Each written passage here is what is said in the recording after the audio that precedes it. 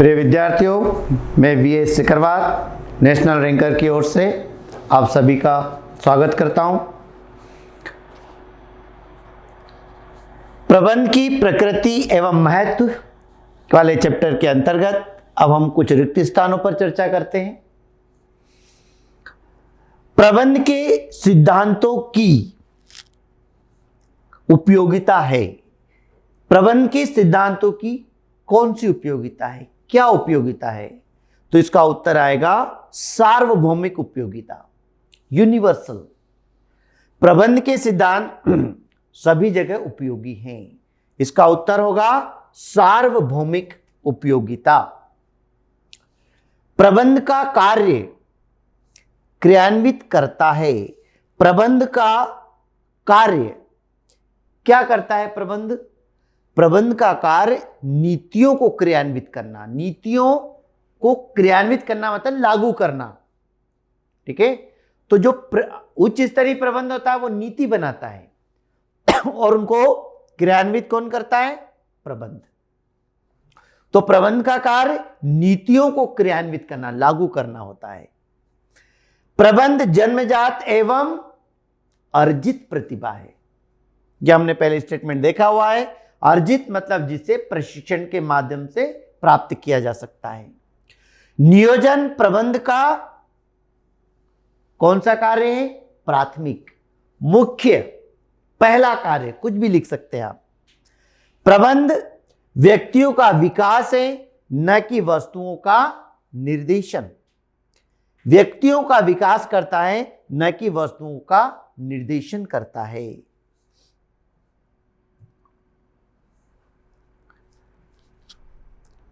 प्रबंध का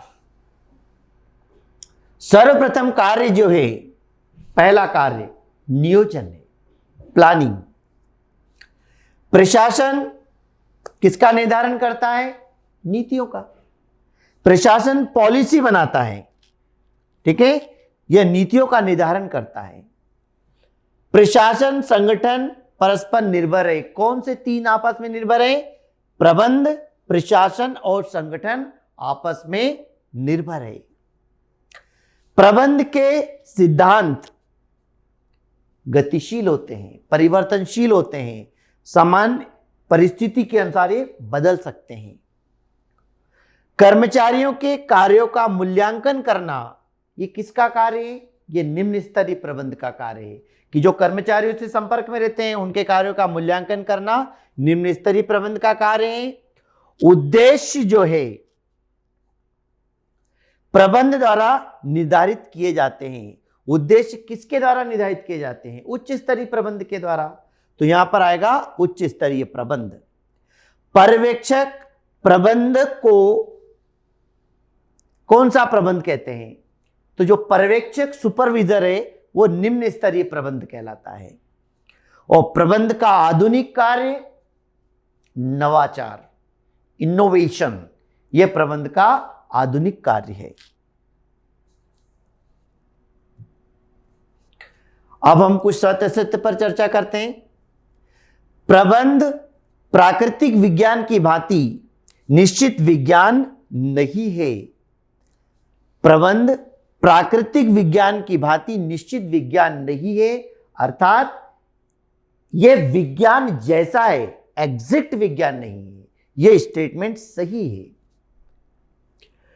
प्रबंध एक पेशा है, बिल्कुल सही। ठीक है, पक्ष और विपक्ष हमने इसके देखे थे, लेकिन इसका उत्तर आएगा कि प्रबंध भी एक पेशा है। प्रबंध प्रशासन का नौकर है, बिल्कुल सही, क्योंकि प्रबंध की नियुक्ति प्रशासन के द्वारा ही होती है।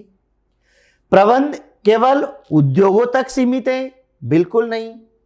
प्रबंध केवल उद्योगों में ही नहीं, राजनीतिक, सामाजिक, घर, परिवार, सब जगह प्रबंध लागू है। ये तो सार्वभौमिक प्रक्रिया है, इसलिए यह स्टेटमेंट आपका इसमें जो लिखा है ये गलत है। प्रबंध के सिद्धांत सर्वत्र लागू होते हैं, बिल्कुल सही। और प्रबंध नवाचार का स्रोत है, बिल्कुल सही है। नवाचार मतलब नए आइडियाज, नई टेक्नोलॉजी का प्रयोग करना, यह प्रबंध का कार्य होता है। समन्वय प्रबंध का सार है, बिल्कुल सही। संगठन का दूसरा नाम प्रबंध है, गलत। संगठन को हम प्रबंध नहीं कह सकते। प्रबंध जन्मजात और अर्जित प्रतिभा नहीं है, यह गलत है, जबकि यह है। ये जो स्टेटमेंट लिखा है यह गलत है। मुख्य कार्यकारी अधिकारी उच्च स्तर के प्रबंधक कहलाते हैं। जो मुख्य चीफ एग्जीक्यूटिव ऑफिसर है वो उच्च स्तरीय प्रबंध होते हैं, सत्य कथन। और निम्न स्तरीय प्रबंध को पर्यवेक्षिक प्रबंध कहते हैं, यह भी सत्य है। हम इसके कुछ लघुत्तरीय प्रश्नों को देखते हैं जो कि हम कई बार कर चुके हैं। प्रबंध से क्या आशय है, प्रबंध की परिभाषा दीजिए। दोनों ही क्वेश्चन सेम है। प्रबंध से आशय के अंतर्गत हम हमारा जो प्रबंध का आशय है, विचार है, वो व्यक्त कर सकते हैं। और प्रबंध की परिभाषा के अंतर्गत हमको किसी भी एक राइटर की परिभाषा देनी होगी। प्रबंध से क्या आशय है? प्रबंध से आशय अन्य व्यक्तियों से व्यवस्थित रूप से काम करवाने का तरीका होता है, जिसे हम प्रबंध कहते हैं। प्रबंध इंग्लिश अक्षर मैनेजमेंट से स्टार्ट होता है और 5M पर कंट्रोल करता है। M फॉर मनी मतलब मुद्रा, पैसा, M for machine, M for material, M for method मतलब काम करने का तरीका, और M फॉर मैन। इन सभी पर जो व्यवस्थित रूप से नियंत्रण करता है उसे हम प्रबंध कहते हैं। प्रबंध किसी भी उद्योग, संस्था या संगठन की जो है सफलता की आधारशिला होती है। प्रबंध जितना महत्वपूर्ण होगा उतने ही ज्यादा, उतने ही अच्छे से हमारा व्यापार जो सफलता हासिल करेगा। तो प्रबंध से आशय और प्रबंध की परिभाषा में आपको किसी भी राइटर की डेफिनेशन याद करना होगी। प्रबंध का आधुनिक अर्थ या अवधारणा बताइए। प्रबंध के आधुनिक अवधारणा का मतलब यह होता है कि प्रबंध केवल किसी व्यक्ति विशेष या मुद्रा से संबंधित नहीं होता है। आधुनिक अवधारणा के अंतर्गत प्रबंध के अंतर्गत सभी क्षेत्रों का व्यापक रूप से प्रबंध करना होता है, चाहे वह उत्पादन से संबंधित हो, चाहे वह मुद्रा से संबंधित हो, चाहे वह कर्मचारियों से संबंधित हो। सभी का व्यापक नियंत्रण करना ही प्रबंध कहलाता है।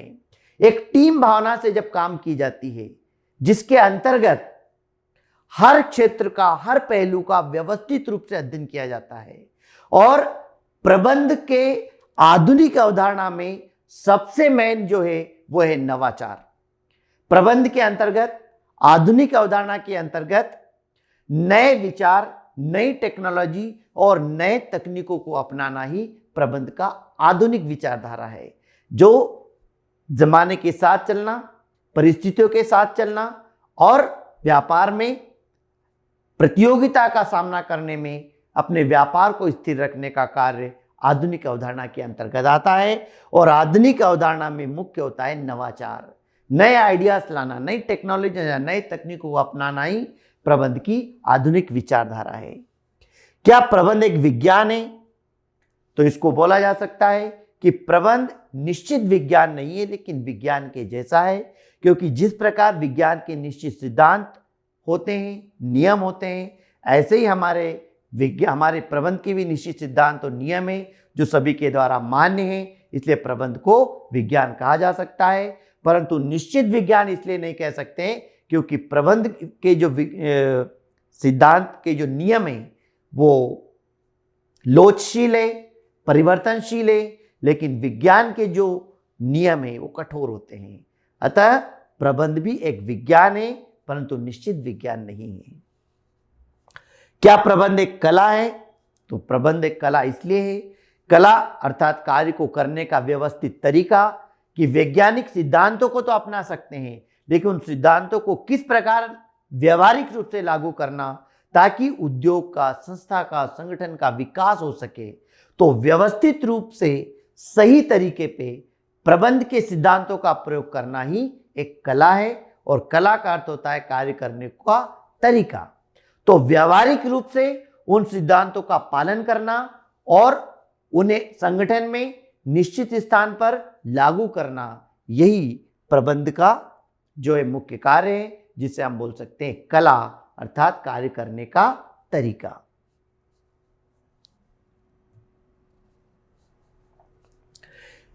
क्या प्रबंध एक पेशा है? तो हम इसको बता सकते हैं कि प्रबंध एक पेशा है।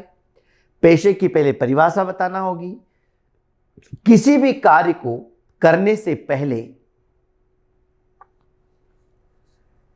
एक व्यवस्थित रूपरेखा हम बनाते हैं।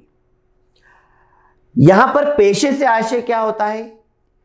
किसी भी कार्य को करने के लिए जो शारीरिक और मानसिक श्रम की आवश्यकता होती है, जिस काम को करने के लिए प्रशिक्षण की आवश्यकता होती है, जिसके अंतर्गत सेवाएं दी जाती है, उस कार्य को हम पेशा कहते हैं। तो प्रबंध को भी पेशा इसलिए माना जाने लगा है क्योंकि प्रबंध के लिए भी प्रशिक्षण की आवश्यकता है, एजुकेशन की आवश्यकता है। इसके अंतर्गत भी मानसिक कार्य किया जाता है, प्रबंध के अंतर्गत भी सर्विस प्रदान की जाती है। इसलिए प्रबंध को भी एक पेशा कहा जाता है, या मान सकते हैं जिस प्रकार पेशे के अंतर्गत जो सारी विशेषताएं होती है वह भी हमारे प्रबंध के अंतर्गत पाई जाती है। इसलिए प्रबंध भी एक पेशा है। संगठन को समझाइए। संगठन, ऑर्गेनाइजेशन, लोगों का एक ऐसा समूह जो मिलजुल कर निर्धारित उद्देश्य की पूर्ति के लिए काम करता है। किसी भी संस्था के अंतर्गत जो कर्मचारी मिलजुल कर सामूहिक प्रयास कर रहे हैं वह संगठन कहलाता है। संगठन के अंतर्गत कार्य का विभाजन कर दिया जाता है और व्यवस्थित रूप से कार्य संपन्न होता है। संगठन के माध्यम से कार्य करने से संगठन का नेतृत्व करने की क्षमता भी बढ़ती है, संगठन का विकास भी होता है। नियुक्तिकरण को समझाइए। स्टाफिंग, किसी भी संस्था के अंतर्गत योग्य पद पर योग्य व्यक्तियों की नियुक्ति करना, कर्मचारियों की भर्ती करना, कर्मचारियों की भर्ती, चयन, नियंत्रण, रिटायरमेंट, उनकी तनख्वाह, उनका जो प्रमोशन, पदोन्नति, अवनति, ये सारे काम नियुक्तिकरण के अंतर्गत आते हैं। फिर भी हम कह सकते हैं किसी भी संस्था के अंतर्गत कर्मचारियों की भर्ती करना, स्टाफ को बढ़ाना, योग्य पद पर योग्य व्यक्ति की नियुक्ति करना, ये नियुक्तिकरण कहलाता है। निर्देशन से आशय क्या होता है? निर्देशन मतलब निर्देश देना, दिशा निर्देश देना, मार्गदर्शन करना कि कोई भी कार्य कैसे किया जाए। तो किसी भी संस्था के अंतर्गत उच्च स्तर के अधिकारी द्वारा निम्न स्तर के अधिकारी का मार्गदर्शन करना, कार्य करने का रास्ता दिखाना, यह निर्देशन कहलाता है।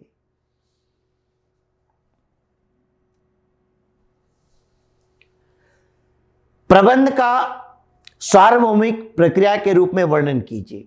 मतलब प्रबंध एक सार्वभौमिक प्रक्रिया है।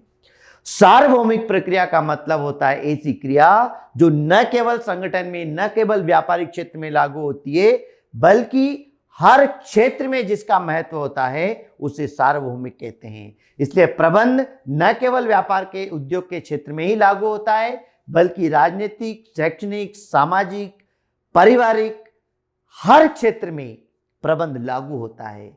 जब प्रबंध अच्छा जहां पर होता है वहां सफलता जल्दी प्राप्त होती है। इसलिए प्रबंध एक सार्वभौमिक प्रक्रिया है।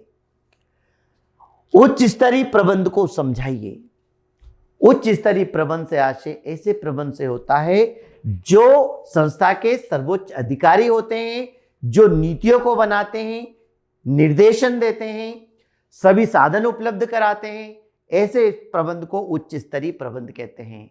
किसी भी संस्था के अंतर्गत जो संचालक अधिकारी होते हैं, मुख्य कार्यकारी अधिकारी होते हैं, निर्देशक होते हैं, ये सब उच्च स्तरीय प्रबंध कहलाते हैं। ये किसी संगठन, संस्था का निर्माण करते हैं और प्रबंध की नियुक्ति करते हैं। उनके आदेश के अनुसार ही सारी गतिविधियां होती है।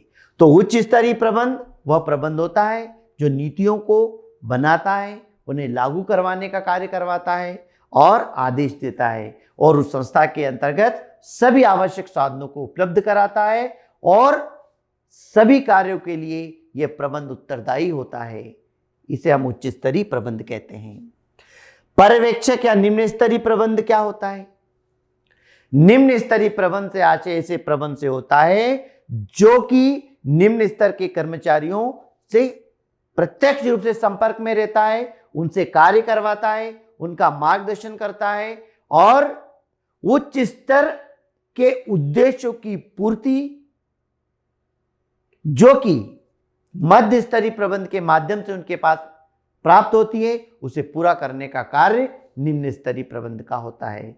निम्न स्तरीय प्रबंध ही वह प्रबंध है जो संस्था के उद्देश्यों की पूर्ति के लिए कार्य करता है, अर्थात प्रदर्शन करता है, कार्य को पूरा करता है, जिस पर संस्था की जो है प्रगति निर्भर करती है।